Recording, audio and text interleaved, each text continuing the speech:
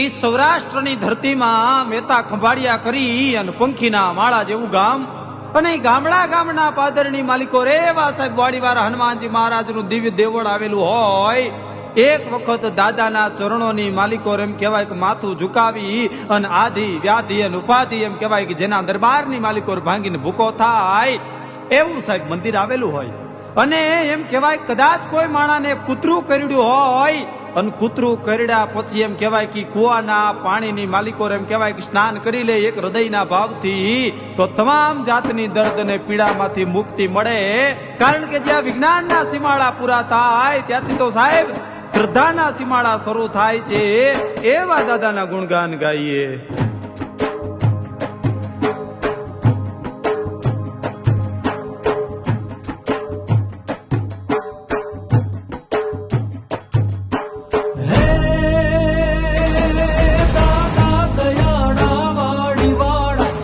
ખંભાળિયાની my છે, કુવામાં પ્રગટી પર ચાપી પથ્થરમાં પૂજાય છે.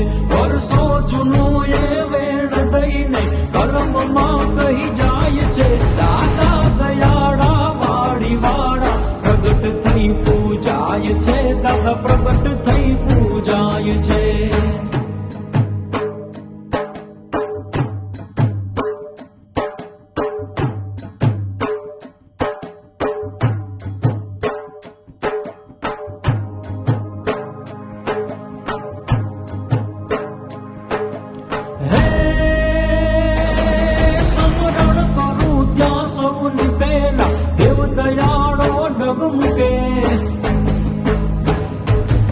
વારે ચડે વખત સમય એથી એને જગ ઝુકે. અલવારમાં એ દુઃખ હરતા હરતા માનવ સૌ સુખે. દાદા દયાળા વાડી વાળા પ્રગટ થઈ પૂજાય છે. દાદા પ્રગટ થઈ પૂજાય છે.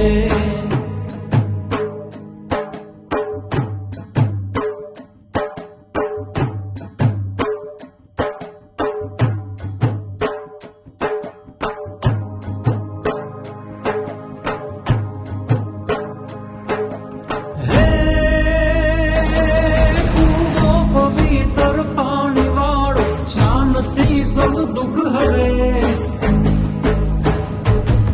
બનશે નિરોગી એ જ આશા માનતાયું સૌ કરે. આ હળાહળ કળિયુગમાં હનુમાન ને સુખડી ધરે. દાદા દયાળા વાડી વાળા પ્રગટ થઈ પૂજાય છે. દાદા પ્રગટ થઈ પૂજાય છે.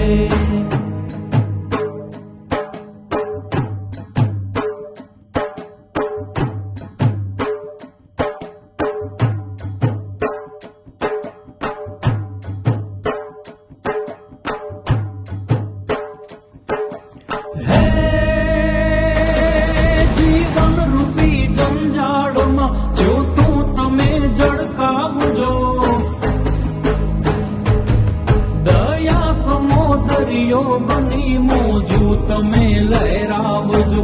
કહેવી સુચારણ વાડી વાળા વાલને વરસાવજો. દાદા દયાળા વાડી વાળા પ્રગટ થઈ પૂજાય છે. દાદા પ્રગટ થઈ પૂજાય છે. દાદા પ્રગટ થઈ પૂજાય